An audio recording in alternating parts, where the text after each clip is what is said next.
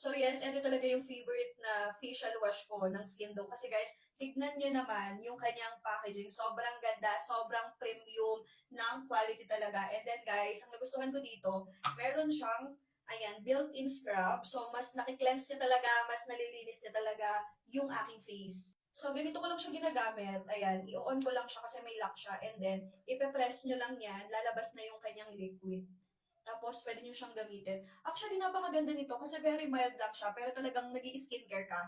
Imagine, lalo na kung ikaw pregnant or lactating mom, ayan, bawal sa'yo yung mga matatapang na ingredients. Pero syempre, bilang pregnant and lactating mom, gusto ko rin natin mag-maintain yung glow, yung ganda, ayan, ng skin natin. So, eto, napakaganda ng Skin Dome na facial wash. So, meron na tong ingredients na fermented microalgae. So, anti-aging, antioxidant na rin to, glycerin. So, talagang namamoisturize na yung ating mga face. Kaya talaga iba yung smooth ng balat natin. Tapos, meron siyang galactomyces. Ayan, nanonourish na namamoisturize yung skin, improve skin elasticity. Tsaka guys, nare-reduce na talaga yung mga fine lines and wrinkles natin.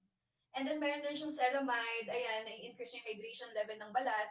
Tapos, guys, ang nagustuhan ko din dito, meron siyang collagen peptide. So, talagang all-in-one na talaga ang skincare ng ating facial wash ng Skin Dough. Kaya napakaganda. Tsaka, tignan nyo, sobrang ganda nung ano niya, built-in na brush. Kaya talagang, nafe-feel mo talaga, nakiklense talaga yung face mo. So, eto, hindi lang siya talaga, ayan, pang pasmooth ng balat nyo. At the same time talagang may magandang benefits talaga. So, eto nire-recommend ko to kapag feeling mo sensitive ka, sensitive yung balat mo, tapos pag pregnant ka talaga at lactating mom.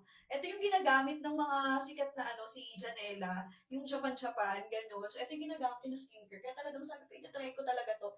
And then, minatry talaga ako, sobrang ganda. Ayan, sobrang ganda sa face, sobrang lambot.